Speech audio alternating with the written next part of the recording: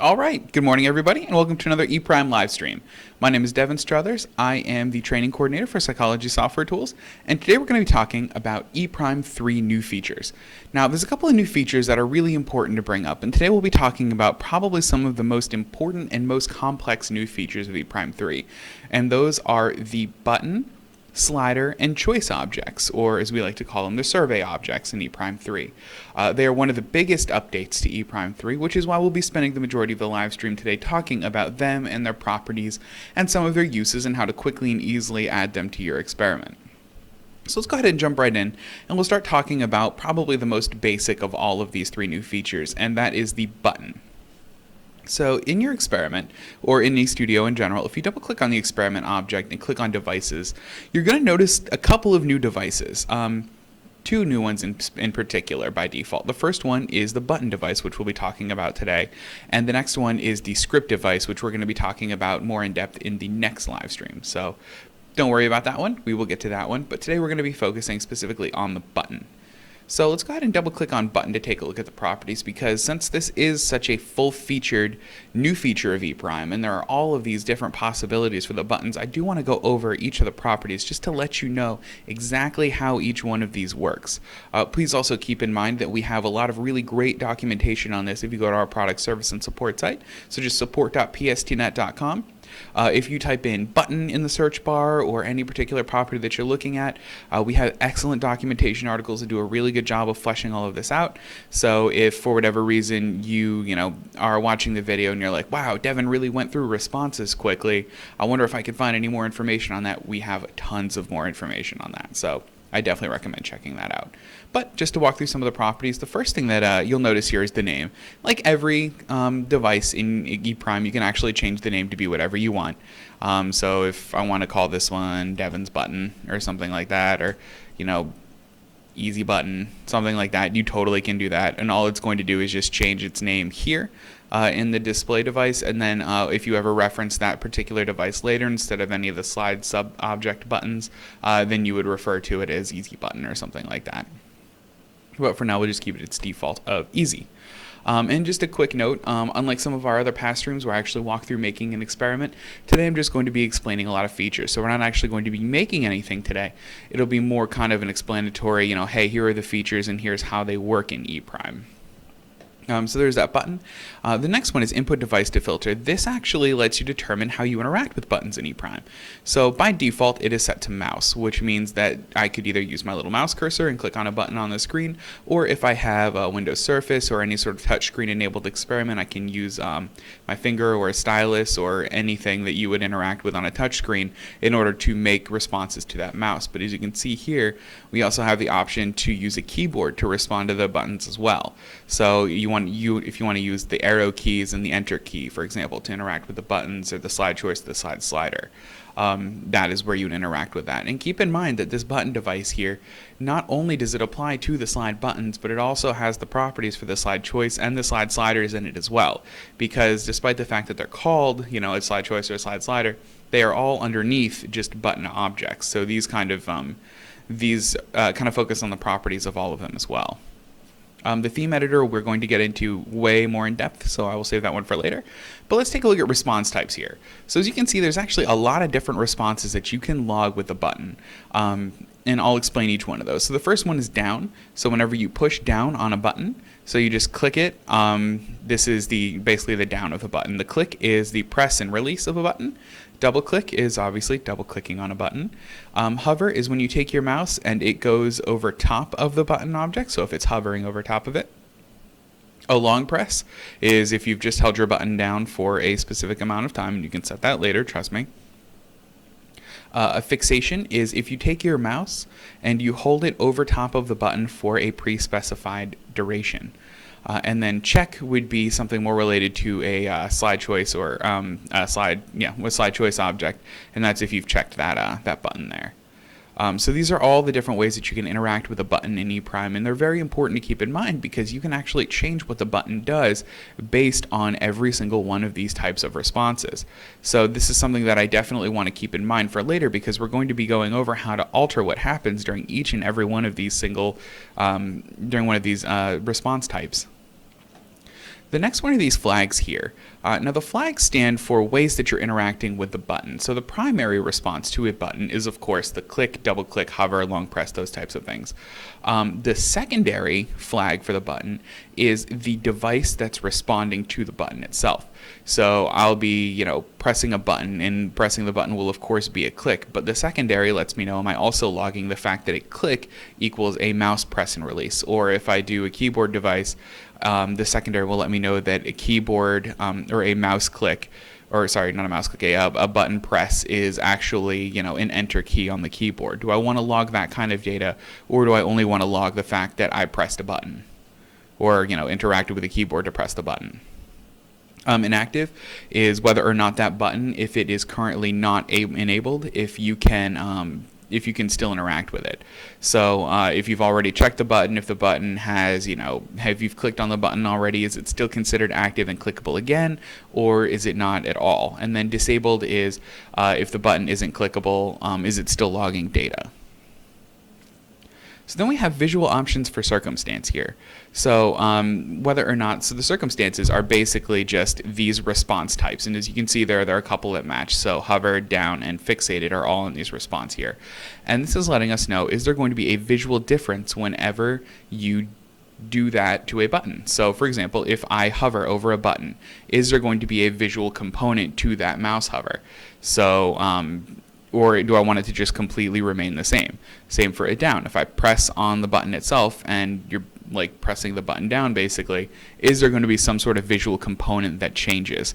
And then fixated. If I've held my mouse over top of a button for so long, is something going to change visually, or is it going to look exactly the same as a hover just for longer? And then it will log a fixation in the data file. These are important, especially if you're going to be doing something like, manipulating where the mouse cursor is, or how long it's on the screen, or where it's, going back and forth between button objects. And as you can see, by default, the hover and the down actually have visual components to them. I am going to be showing a difference whenever these things happen. However, that fixated, it's not going to show anything visually different, but since it is checked here in my responses, it is actually going to log in the data file as a fixation. And then if you look below this, all of these properties have to do with whether or not, or how long these options are. So for example, double click time is 500 milliseconds. So if I click a button twice within 500 milliseconds, it doesn't actually count as 2 clicks to the button, it counts as 1 double click. And if you want a longer double click or a longer double click window, you can change that to 1000 milliseconds. If you want a shorter, you can change it to 100, but the default of 500 is, well, that is way longer than 500. The default of 500 is generally good enough. Long press time, so how long do you have to hold down the mouse button in milliseconds in order to determine that the press is in fact a long press and not just a normal press? So if you hold down the mouse button, for example, let's say 900 milliseconds, that is going to log in your data file as a click and not as a long press. But if you hold it for 1005 milliseconds, that will log in your data file as a long press. And fixation time is how long does your mouse have to stay over top of an object before it stops being considered a hover and starts being considered a fixation. In this case, the default value is 300 milliseconds. So if for 3 seconds you have your mouse over top of a single button, E' is going to say, okay, this is no longer a hover, this is now a fixation. So then we have display device to restrict buttons. So this means, is there a display device that you're going to not use to display the buttons? So if I have 2 display devices, am I only going to display them on my primary display? Am I only going to display them on my secondary display? Will I display them on both? In this case, I'm not going to restrict where the buttons are. By default, we'll keep this at none. And use start time. In this case, it is just use the start time to display the buttons. We're going to say no, just so the buttons draw out of the screen on the onset time and not on the start time. And then emulate device is the button press that I'm clicking at this point, or is my button press, is it going to count as a button press, or do I want my button press to work as though it is a SlideChoice? Or, sorry, do I want my button press to work as though it is a mouse or a keyboard?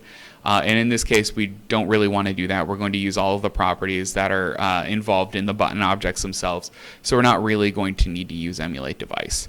And then RT adjustment, this is on every single device property.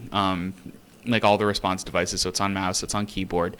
We don't really recommend editing RT adjustment. What this ends up doing is it ends up offsetting your reaction time values by a specified amount, so you can change it to 100 milliseconds. But generally speaking, this is advised against unless you have some very, very extenuating circumstances. So the next thing is, now that we've gone over all these, let's go ahead and jump into the theme editor, because the theme editor is a really, really big part of what makes the buttons so easy to use and so easy to manipulate between and within experiments. And it just looks like it's, there's this little button up in the corner, but if you click on it, it's actually a pretty big deal. Like, there's a lot of stuff in this theme editor, and it's really important to keep all of this in mind. So when you first start an experiment, or you first open ePrime without changing anything, you have 3 base themes. And a theme is basically how buttons look and how they interact. And we'll go over those, in way more detail later. But you have 3 beginner themes. You have a base button, a base choice, and a base slider. Just a normal installation of ePrime comes with all of these. And it just says, when you add a slide button, a slide choice, or a slide slider, how does it look by default? Now, if you find that you're always changing these defaults, so base button, for example, generally speaking, has a border of black and has a back color of white, and the text on it says the word button, and there isn't an image displayed. If you find that you're always changing some of these properties, it's actually best for you to go ahead and create your own custom theme instead of making these edits over and over and over again. Or there's another way to make all those edits pretty quickly, but we'll talk about that next time. If you click on Add Theme here, ePrime is actually going to let you make your own theme. And you can have it relate to a parent theme. So is this related to a button, a choice, or a slider? And then you can start editing the properties that we will then talk about later. And you can rename the theme just to basic theme 1 or something like that. And once you've made this this theme, you can then load it into all of your experiments later if you find that you're making these changes over and over again, if you find that you really like the theme or the buttons that you've made for ePrime. So we have our base button theme, and we're going to go over that because we've been talking about buttons, and they do relate to a lot of the properties. Now, if you look here at this top, it says Property View, and by default, the little radio button is set to Style, because all of the properties underneath it have to do with the style of the buttons under different circumstances, which is this property here, or different button states is another way to think about it. The other property view is Feedback, and if you click on it, the whole window changes, and we'll be talking about button feedback very, very soon. But for now, let's go ahead and click on Styles. So under Styles, the first thing that you're going to see is Circumstance. Now, it's better to think of circumstances as kind of like button state. So what does the button look like when a certain thing is happening? Now, normal state, or the normal circumstance in this case, is when the button is just sitting there on the screen. When nobody's interacting with the button when it's first drawn, that is considered its normal circumstance. However, if you click on the drop-down, you will see that all those response options that I talked about on that properties page, you can actually change every single one of them. So what does the button look like when hover is selected? What does the button look like when you click down on it? What does the button look like when it's fixated upon? What does it look like when it is no longer functional or disabled? What does it look like when it's checked? And then checked hover, checked and you click on it again, checked and you fixate on it, or checked and it is no longer functioning or disabled. So we're going to go ahead and change the normal. I'm going to show you what happens when you make an edit on the normal properties before I actually go over what they are. Let's say under the normal property, I want to change the border color from black to magenta. Let's say I really like magenta. I want my border magenta. And the first thing you'll notice is when I make that change, magenta now looks bold, and it looks more bold than all my other properties. Now, the reason it does that is because we actually end up changing all of the properties that you've changed from the base theme to be bold, so they're very easy to see what changes you've made to this base theme. Now, let's say I change the normal circumstance here and the border color's magenta. Then I want to change what it looks like when I click down on the button. For consistency's sake, if I click down, you're going to see that my border color remains magenta. It doesn't actually change back to its default value of black.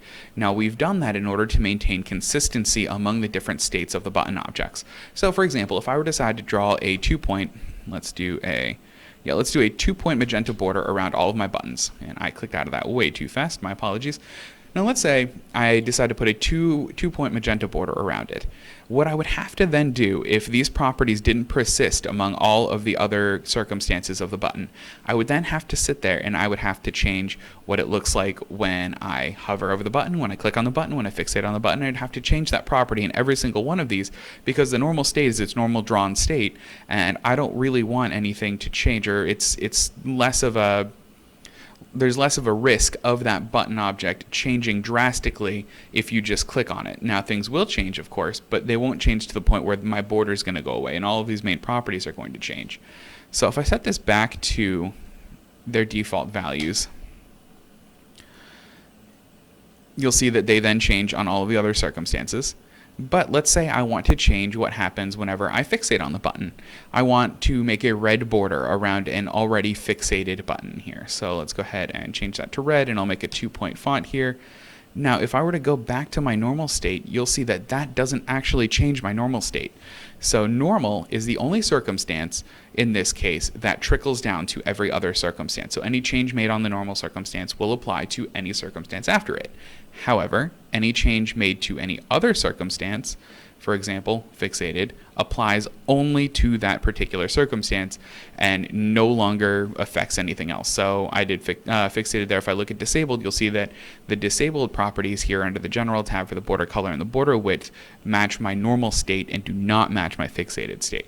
So that's something really important to keep in mind when you're changing different properties of the button object itself. What circumstance you're on, and then it's important to keep in mind what those circumstances change. Now let's go ahead and take a look at some of these properties, because while I am talking about how they affect each other, it is important to know what they are. So the first couple are very obvious. So is there a border? If so, what color is it? And you have the option to choose from this drop down here. You can also put in RGB values if you so choose.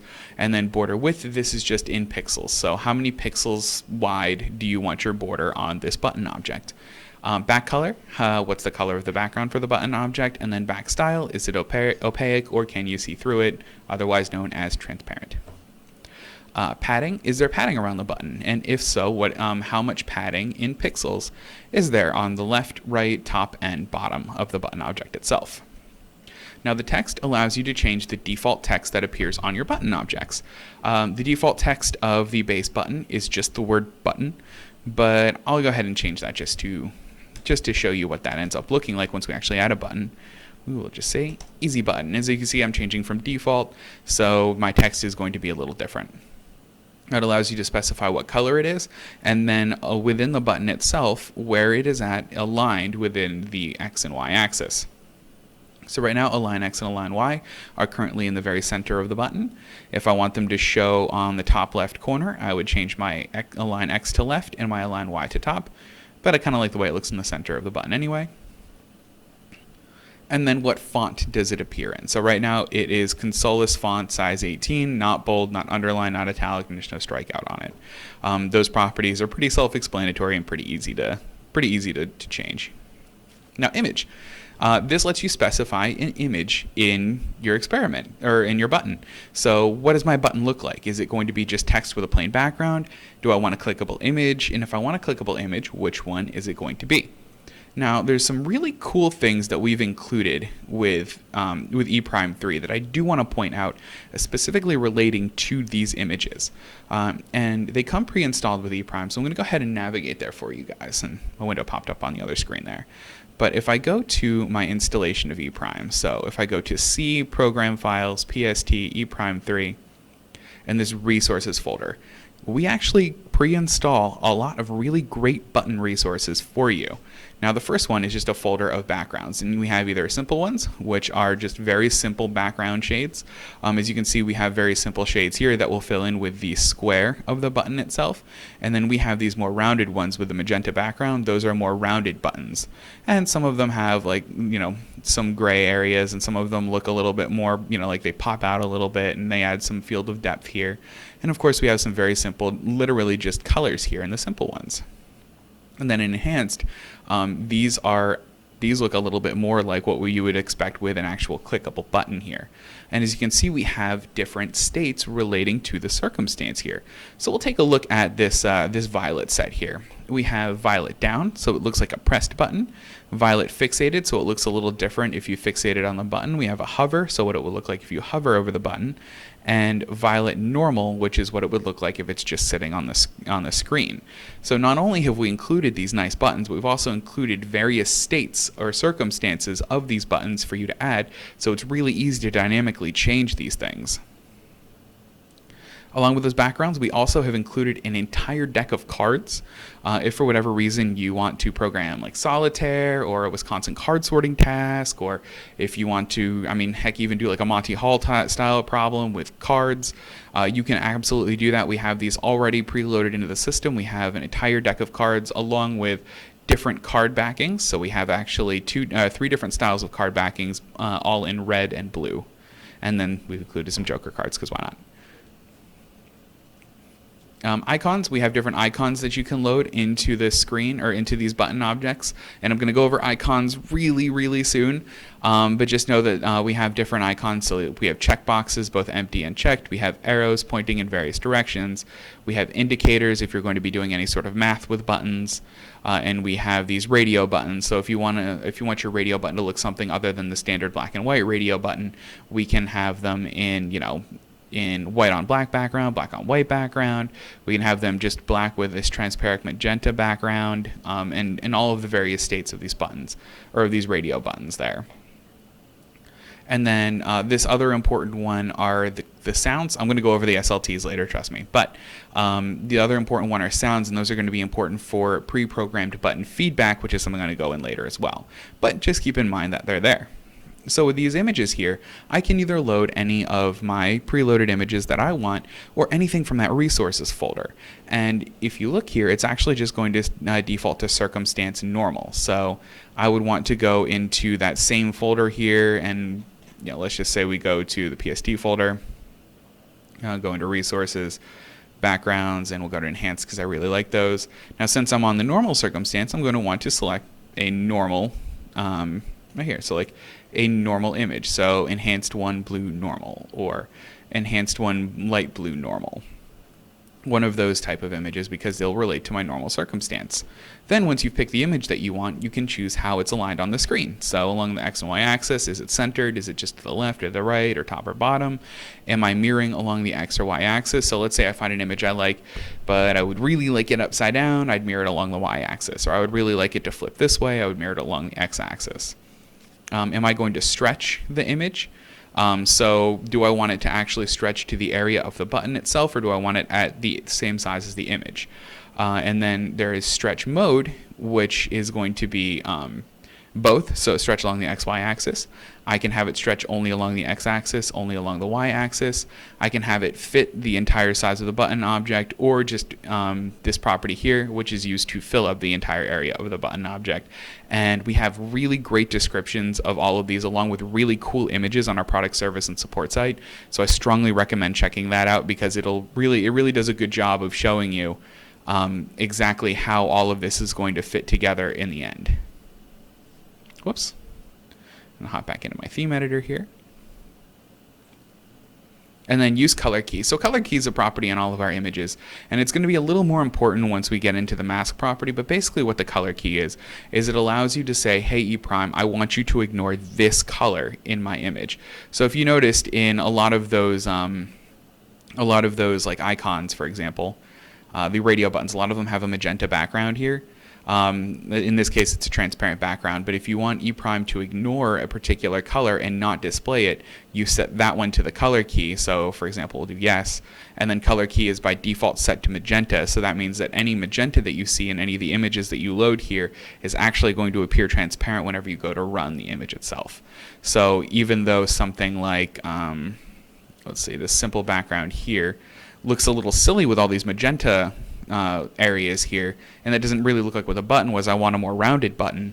If you set that color key to yes, and you set the source color key to yes, and then the color key to magenta, ePrime's actually going to completely remove all of this magenta around that circular button, so you'll have a more rounded button. So that's a really good property to keep in mind as well. Now icons, they have to do with the icons in that specific icon folder, and of course you can load your own.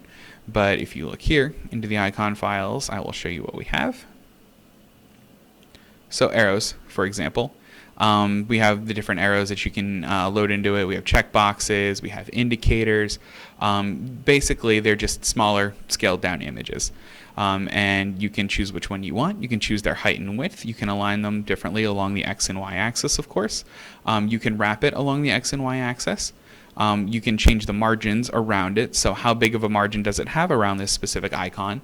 And then am I using that source color key to get rid of any colors in the actual icon itself? And in this case, by default, it's set to yes, and it's set to ignore magenta.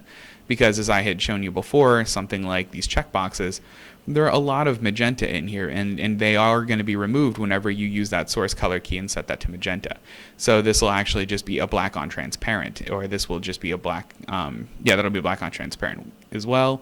This will be, black and gray on transparent, because basically E prime is going to just ignore that magenta. And then, of course, you have your stretch mode. So am I going to stretch the icon, and if so, in what way, and how much am I going to stretch it? Now, background is a little different than an image or an icon, because the background is something that you can actually put text over top of. An image or an icon has to be the only thing on the slide itself. The background can then have text overlaid on top. And as you can see by default, we actually are using one of the background images. Now this first, and I want to go over this this file pathway here. The first one we have is @resources. So @resources is actually just a shortcut to tell E prime, hey, look in that resources folder. So instead of in there having to type out, like C, program files, PST, E prime resources, if in E prime you just do @resources, it'll actually go straight to that resources folder. And then you specify the folder within that resources folder that you want to go to. So in this case, we're going to background files, enhanced one gray. And then this is another shortcut that we have, and it is @state. So what it's going to do is it's actually going to not fill this in with @state at runtime. It's actually going to take a look at the circumstance, and it's going to pull that image that's related to that circumstance. So in this case, we're looking at the light gray set. So if I go into my resources and backgrounds, and then I think this is the enhanced one, yeah. And then this is that light gray. So this is enhanced one gray light. And we'll just take a look at this one here. Now these are gray, but here it is. So these enhanced one gray light. So what it's doing here is you notice that it'll say enhanced one gray light dash, and then where it says @state there, it's actually filled in with disabled, down, fixated, hover, or normal. That's how E prime knows to grab these, is that @state. So what is the current state of the button? I'm going to pull that associated image. So it's a really cool shortcut if you have all of those images preloaded. And then, of course, you can make a border around the background if you want, and you can actually set the color key to magenta as well. It's basically just a really good shortcut, and we use it pretty frequently in here. Now, the other one, the last property, is a really cool property called mask. Now, what it allows you to do is you have to actually first fill in either an image or a background file here. You can't do the mask kind of all on its own, so there has to be a correctly associated image or background. Once you've done that, you have to load the image, that same image, into the mask here, and then use the color key to get rid of some of the color in the area. So let's say I have this image. A good example is, let's say I have an image and it has a little picture of an E prime key right in the center.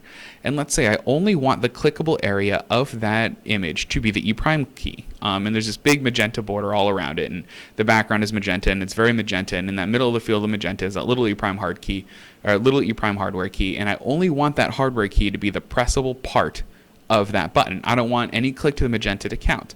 What I would do is I would load that image file into my image property, and then also load it into my mask and use that source color key. And what that's doing is it's telling E prime, hey, the magenta part of this image is not clickable, but the E prime key in the middle totally is. So that's just a way to specify different parts of your image as clickable or not clickable. So it's a really cool property, and it does get criminally overlooked, so it's something that I definitely recommend checking out. So now that we've looked at all the styles on that theme editor, let's go ahead and take a look at the feedback quickly, because this is another pretty easy and really useful part. So let's say every time in my experiment, every time I click a button, I want a sound to play. Just a little click sound, nothing too evasive. So I'm going to go ahead and click Add Feedback here. So my response I can change to every time I click on a button. And then all I would do is just change the sound. Now I would put in a file name, but keep in mind in E prime we've included those in the resources for you. Just for sounds, I would just want that click right there. And then if I take a look at all of the properties of it, I see here, where are we, general. You can actually just take a look. It's just a wave file. So I was trying to show you that, but just click .wave. So in the sound file, I would just type that path. So it'd be like @resources, and then sounds, and then click .wave. And I can also do a good job of just browsing for sounds there. There we go, and it fills that in for you. So right now, every time I click on a button, because I have this feedback there, it's going to play that click sound without me having to do any sort of scripting, any sort of really anything to it. It just, because I have this row here, it's going to play that click sound that I mentioned. And then you can also fill in whatever sounds you want in here. This is just one of the default ones. Presses only, I can have it respond to a press and release. I can have it respond to a release only. For primary, I can have it set to primary and secondary, or secondary only. And keep in mind that's a response to the button, a response to the button through the mouse, or a response to the button through the mouse and the button itself. And then active only, so this is saying that only active buttons, one that hasn't been deemed disabled or haven't been inactivated on the slide object itself, are the ones that can be clicked and the ones that play the sound. Generally speaking, you won't need to change this one. And then enabled only, or can this also work for buttons that have been disabled, or can this work with both types of buttons? So I'm going to keep on enabled only here. And then I can actually change that, so on a click, I can then change it to a sound plays whenever I click on the button, or make it press it down. If I've double clicked on the button, does a different sound play? If I've hovered, if I've fixated, if I've long pressed, if I've checked the button, what happens on each one of these circumstances? So it's really, really easy to change all of these things and make a sound play without really having to use any type of script. So I'm just going to keep this on click because I really like this property. I'll go ahead and click OK, and that's the last thing that we have in the theme editor itself for the button object. So let's go ahead and actually add one to our experiment so I can show you some of the properties here. And the only place that you can really access these button objects are either on the slide object or the feedback object. So we'll go ahead and add a slide. So the slide button sub object, as you can see, is on the left hand side of the screen here where all the other sub objects are. And this one is just a slide button. So if I click on it to add, you can see that now my text is easy button, and I have that light gray normal theme right there, background. And it's just the same one that's in that resources folder. We've seen it a million times. So what I can change about this, or one of the first properties that I can change, is I can actually change the way that I interact with this button before changing anything visual about it. If I go into the properties page of my entire slide object here and click on the duration input tab, what I'll have to do if I want to make an interaction with this button, the primary driving force for moving on from this slide object is I would have to, instead of clicking on a mouse, even though I am clicking technically with a mouse, I will have to click on my button here. Now you'll see that the default allowable for this button is this little wildcard character. Now what this means is that any click to any button on the screen is going to count as my response. I can then, if I really want to, specify what type of response is allowed for this button. So the button itself is called button 1. So if I want button 1, this means that my button 1.hover, so any hover that happens to button 1 is what's going to move on the slide, and it's what's going to count as my response to this slide. I can also make this a fixation or a long press. And as long as you keep those within those curly brackets, that's really all you need. So this is how I would change all of those properties of basically the ways that I'm interacting with this button, and decide that some are allowable and some are not allowable. Typically speaking, that default value of that little star character there, that wildcard character, is really all we need. In order for most of the buttons, and I do want to just click on this button in order to move on from it. So I'm going to keep it at a default value, or at its default value, but keep in mind that if I have a couple of buttons on the screen, so I have button 1, it's flanked by buttons 2 and 3, and I don't want any clicks to buttons 2 and 3 to count, I can actually just keep it that way, add this button device, and just do button 1.click. There we go. And then now any click to button 1 is going to count as a response and is going to be logged in the data file. Any response to buttons 2 and 3 aren't going to count at all. Go ahead and apply this.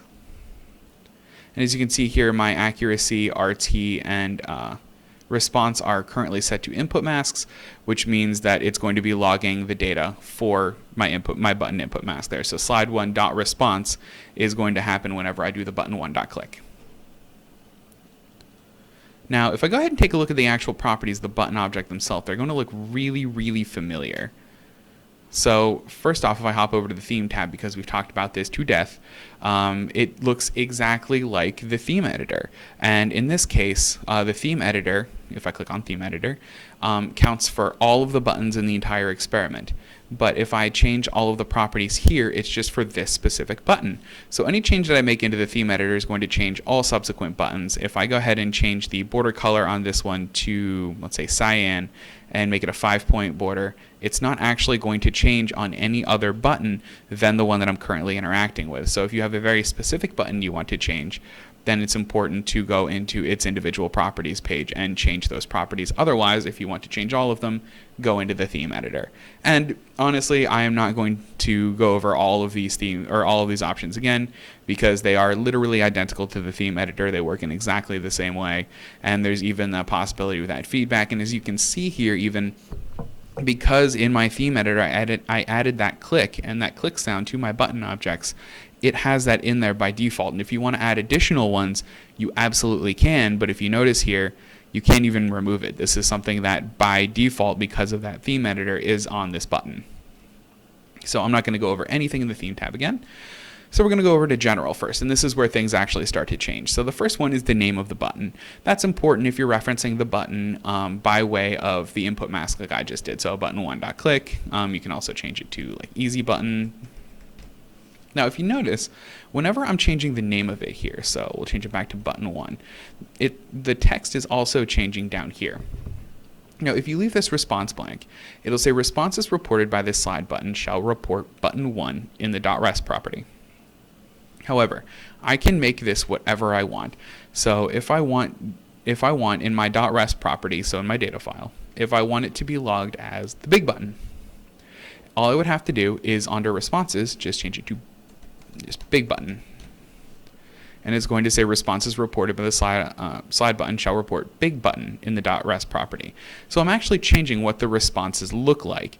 And this is if you ever want how it's logged in the data file to be logged in or to be shown differently on the screen, or if I want to kind of encapsulate it differently. So if I change this one to big button and change this one to left button and this one to right button, my responses are going to show up very different, and I can still reference it by its name, button1, but just know that the responses are going to turn out differently. And if you keep this at its default of blank, the name and the response are going to be identical. Word wrap, so if I have any words, do they kind of do what this easy button did and kind of wrap to the bottom of the screen. Auto check, which means whenever this button is drawn on screen, is it automatically in the down position, and initial check, is this currently set to down. I'm going to just say no for all of those just so they appear in their normal state whenever they draw on the screen. And then frame, this just allows you to change the height and width of the button itself and then where it is on the screen. So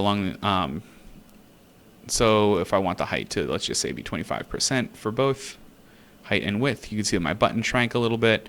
And then where do I want it on the screen? If I want it in the dead center, I can do X and Y for center there. And then this X line and Y line actually just represents my reference point. So at what point is going to be the center, or where is the center going to be? And in this case, X line and Y line are center, so the very middle of my button is going to show up in the middle of my screen. But if I change X line to left and Y line to top, this corner of my object is what's going to appear in the middle of the screen. If I go ahead and click apply, you're going to see it jump a little. So the middle of the screen is right there, and my reference point is that top left corner. But generally speaking, keeping everything center just makes it a little easier to work with. So generally speaking, we keep it like that.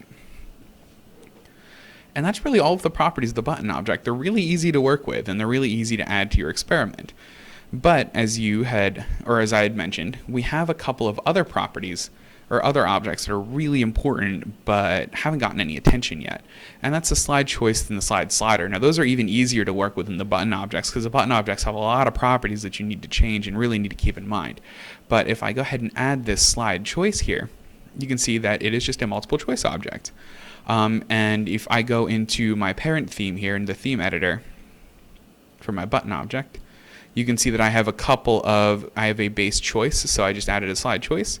This is my base choice theme, and if you can see, it looks identical to the button objects. That's why I spent so long talking about them, because it all applies to all of it. So, what does the text look like? What do they look like in general? And for slider, it's exactly the same. And, the feedback added exactly the same. So even though these look like different things underneath the hood in ePrime, they are all technically buttons, and they're all kind of interacted with in the same way. The only thing that changes between these things is how the data is logged and all of the specific object properties. So let's hop into data logging very quickly, because that's one of the more important things when it comes to adding a slide choice and a slide slider, and how it is very different from a button object. So if I had a slide choice object to my experiment, let's click on the properties page here and go to the duration input tab. Now as you see here, I have my button that I added before, and it's button1.click still. But if I don't have a slide choice to add. And I'm going to go ahead and click cancel quick, because whenever I add, if you go to this logging tab, if I add a slide choice to my experiment, ePrime under the logging tab actually adds all of these points of data here by default, and they are checked to be logged by default. And the only thing I did to get this data here was just add my slide choice to the experiment, or to the screen here. So if you can see, I actually add slide choice 1, which is the name of my little slide choice object here, dot accuracy, change count, so how many times did the responses change, what the reaction time is, what the reaction time is in relation to the entire experiment, response count, so how many responses were made, what the value is for each of the objects, what the data tag is, what the label is, and what the ordinal is, and I'll go over those in a minute. But if you can see here, it logs those all by default. Now the important thing is on this general tab here, and is this input source property. Now right now the input source is set to input mask, so in this case my input mask is that button object. So right now slide1.response, this .rest property, is going to relate to that that button 1 that I had added to my experiment. However, if I click on this drop down, I can actually change the RT, the accuracy, and the response to log in the data as whatever's responded, or however I respond to that slide choice object. So instead of, or alongside of the choice 1 that's already going to be logged in my data file, if I choose to log these options as well, ePrime is actually going to show my accuracy for the entire slide as my accuracy to that choice object. So that's just another way to kind of log the data if you want, and if I actually do this, it's going to show duplicate things. So choice1.acc is going to be literally identical to slide1.acc, since I have it logged this way, using this input source. Now if I go into the properties page of the choice object itself by clicking on that slide subobject properties page icon, you'll notice that the general tab looks very different than the slide button had. Some of them are the same, so choice here, or the name here, is going to be choice 1. I can change that to whatever I want. Obviously, it's just the name. But rows and columns are important too. So if you'll notice, I have 3 rows on here and 1 column. But if I want to change that to 6 and 2, so 6 rows, 2 columns, I'll go ahead and click apply. And if you can see, I now have different items. And if you look on the text display here, I now have 2 columns and I have 6 rows. So items 1 through 12. And I can actually go ahead and change that back to just the normal 3 and 1. Now the way that these things are filled in, if you notice, ePrime filled it in from top to bottom here, so item 1, 2, 3, 4, 5, 6, and then once it hit item 6, because I said that I have 6 rows, it needs to go 1 column over, so it goes from left to right. That can be specified here in display order. Now these look a little wordy, but trust me, they make a lot of sense. Now the way that these work is it's how do you fill these in. So from top to bottom, as you saw there, so it went from 1 to 6. Then when it ran out of rows, is it going from right to left? Is it filling in on the left side? Or is it going from left to right, filling on the right side? So it goes top, bottom, left, right. And of course you have all of the property options here. So I can choose for it to go from the bottom to the top and from the left to the right, or from the left to the right to the bottom to the top. So these all determine how each new item is filled in this slide choice subobject. The default value of top, bottom, left, right is generally speaking how a lot of researchers will want to do things. So I don't recommend changing that unless you have a very specific slide choice design in mind. Now this resp source column or property lets you determine which of these columns you're using as the .resp property for the SlideChoice sub-object. In this case, the default is value. So if I make a response to item 1, it is going to log in the data in that .resp column as item 1. If I click on item 2, it'll log as 2. If I click on item 3, it'll log as 3. And I can actually change this. So if I change the label from item 1 to, let's say, dogs, and item for label 2 is cats, and item 3 is birds, birds, spell it correctly, and click apply, and I change that, I have dog, cats, and birds. If I keep my resp source at value, it's still going to show up as the .resp property of being 1, 2, or 3. It's not going to log dog, cats, or birds as the item selected. If you would like to change that, change the resp source to whatever column that you would like to show up as the .resp property for this object in your data file. In this case, if I want to log dog, cats, birds, I would click on label, and then my .resp is going to match what is in the label column. Now this accuracy mode all means that do all of the answers have to be selected, or is it just any of the correct answers? So let's say I'm mean and I really hate cats, and only dogs and birds are acceptable pets in my eyes, at least in relation to this survey. I don't actually feel that way. I like cats. So let's say that only dogs and birds are selected. This accuracy mode means that whenever I make this selection, the participants have to click on both dogs and birds in order for me to say, yes, that is a correct answer. If I change this accuracy mode to any, that means participants have to select either dogs or birds in order to be considered correct, but not both of them. Now, default value is another important property that I want to discuss. This default value property is which item is currently checked whenever you start this task. So if, let's say, for example, I have my default value of 1. You'll see that without me even doing anything, that radio button for dogs is already filled in.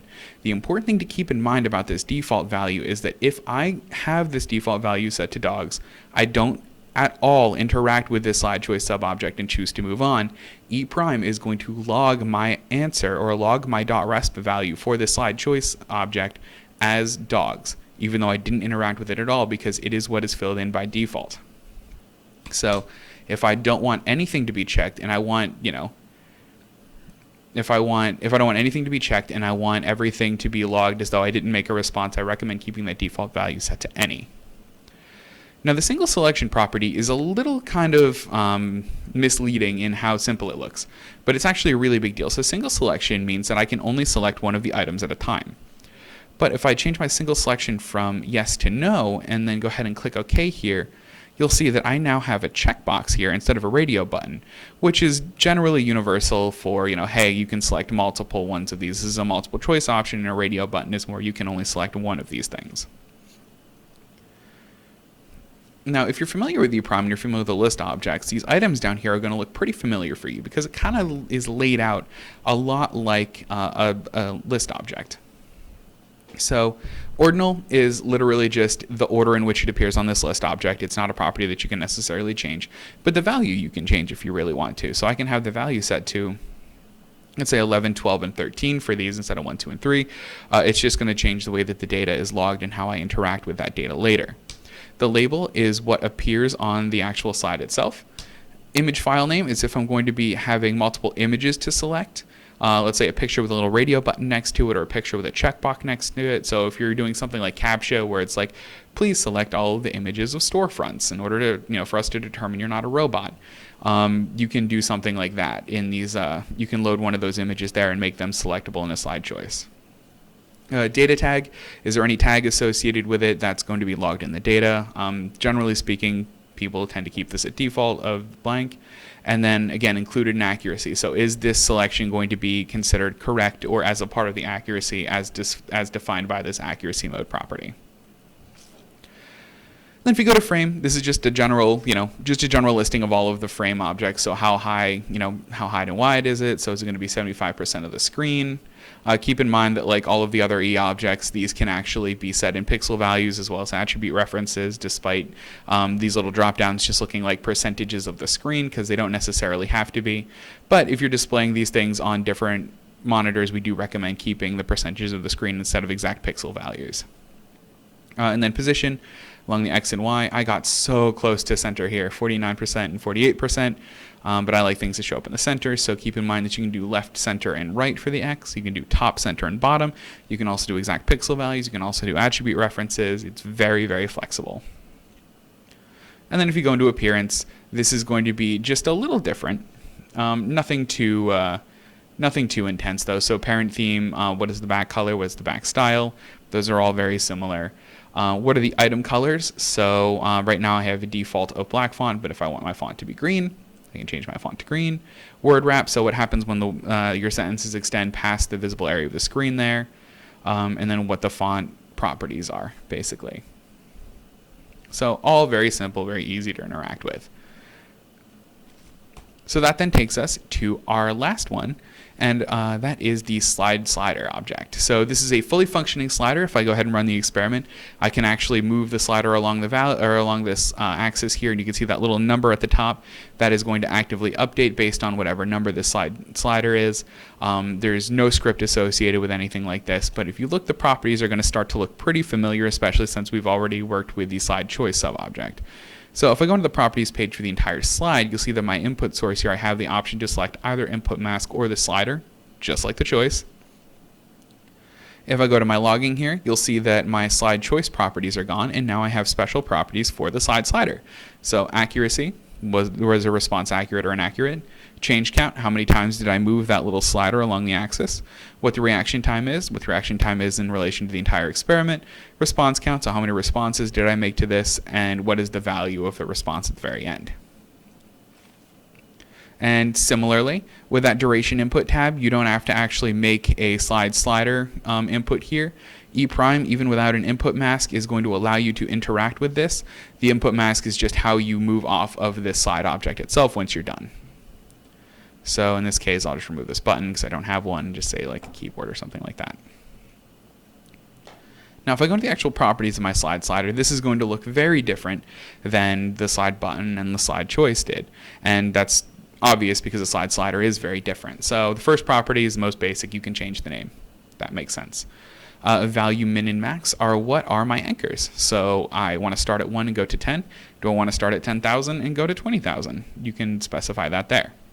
Now value snap to is what does this little slider, what does it snap to? So right now it's set to snap to my major tick marks, which is all I have up right now. These are considered major tick marks because they are whole numbers. They're not 1.5, 2.5, those types of things. But I can have it snap to my major, my minor, or custom, which is something that I can set later. And then you can set custom snap to units. So let's say I want custom and I want it to snap to every 0.5. So I want 1, 1.5, 2, 2.5, 3. I can have that little slider snap to each one of those things. Number of decimals, let's say I can do 1, and my default value is where does this little slider start? I can actually choose to start it on 5 if I'd like. So if I click apply, you're going to see some changes here.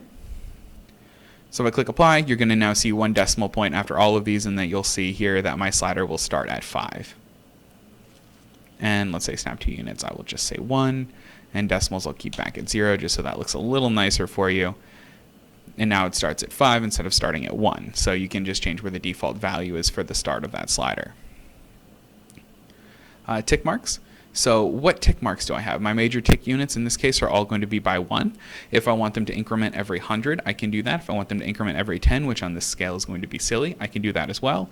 And then minor tick units. So I had mentioned about 1, 1.5, 2, 2.5. Right now my minor tick units are not visible, but we'll show you how to do that quickly soon. But for now, minor tick units will be at 0.5.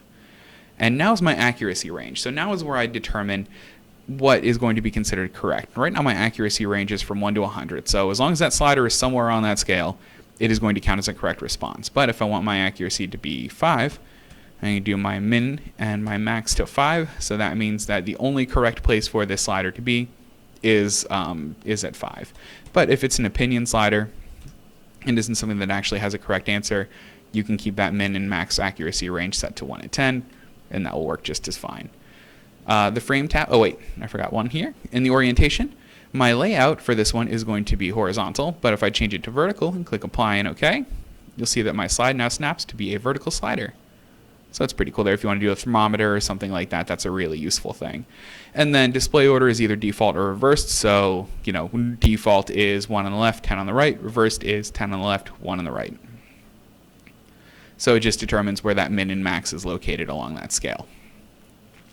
Frame is going to be identical. I change my height and width properties, and my position, again, so close to center, 54 and 49. Choose center and center here.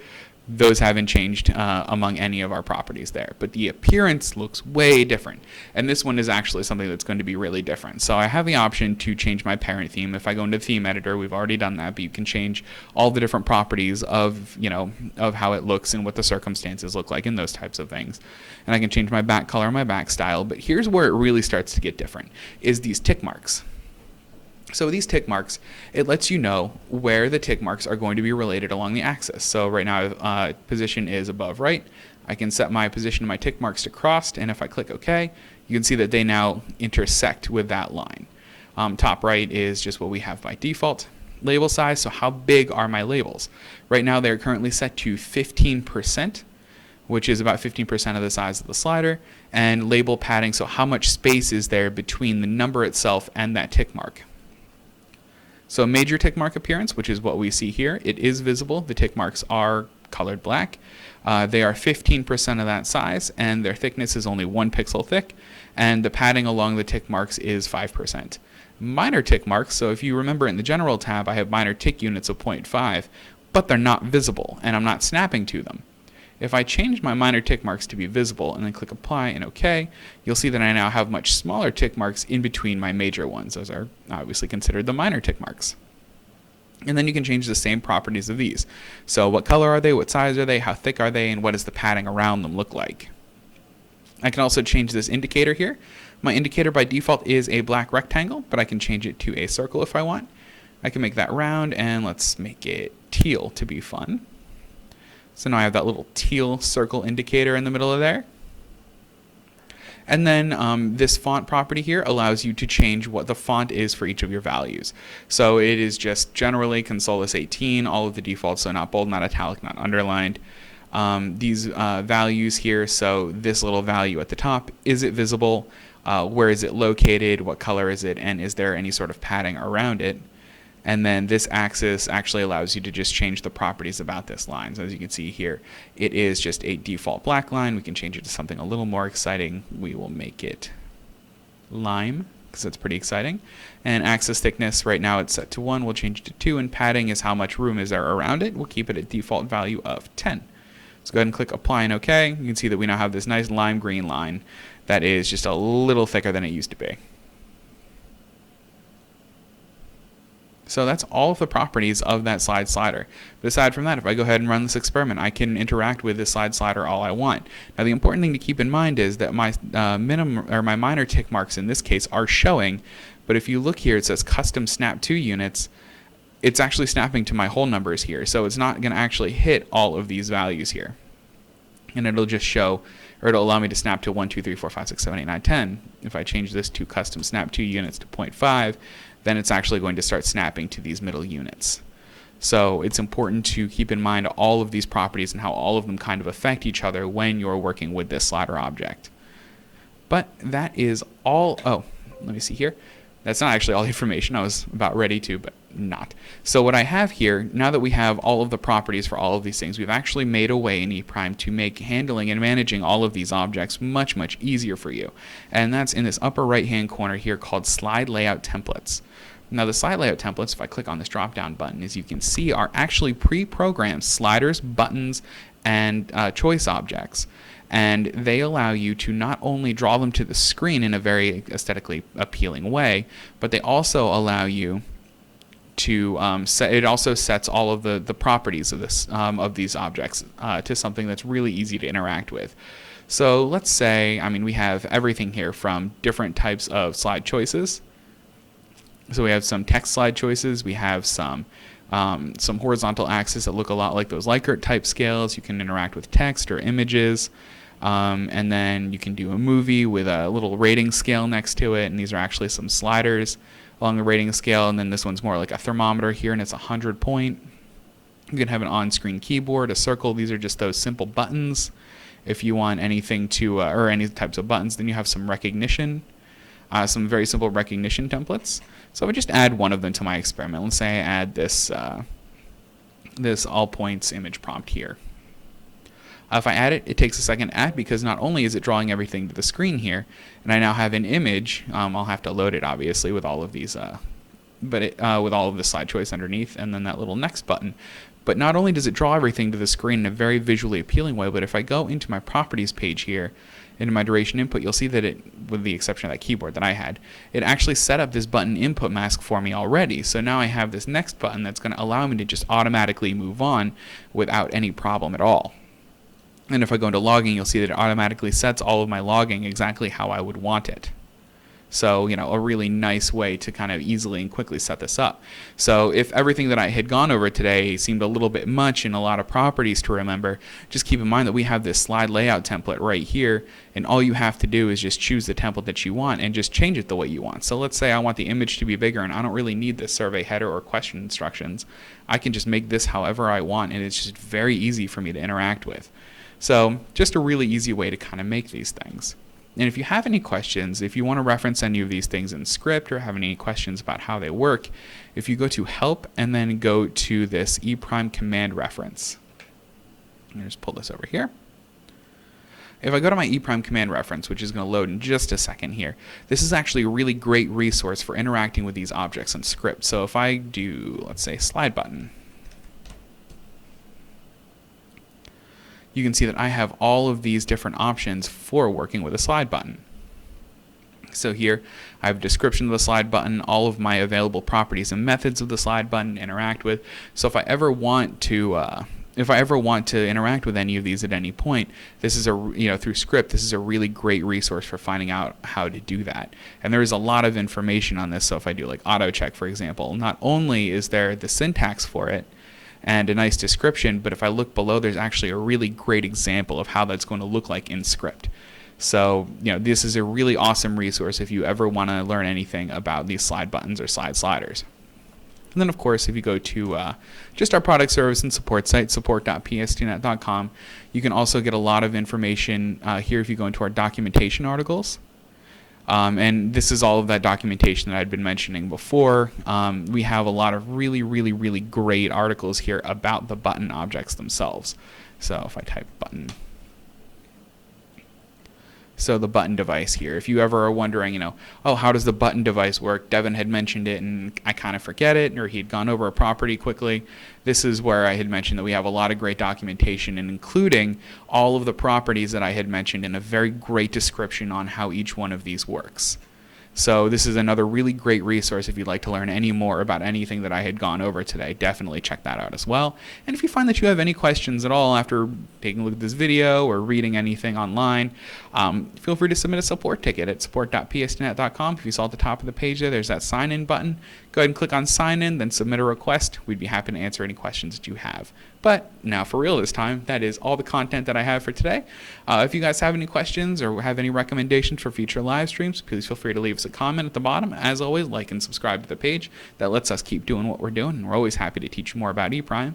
And yeah, aside from that, have a great day. Thank you very much.